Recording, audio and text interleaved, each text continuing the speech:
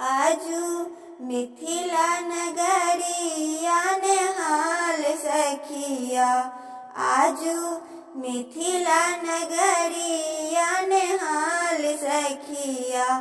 चारू दुल्हा में बड़े का कमाल सखिया, चारू दुल्हा में बड़े का कमाल सखिया, चारू दुल्हा में बड़े का कमाल सखिया। आँखों से नहीं देख लऊं, कानों से नहीं सुन लऊं, आँख से नहीं देख लऊं, कानों से नहीं सुन लऊं।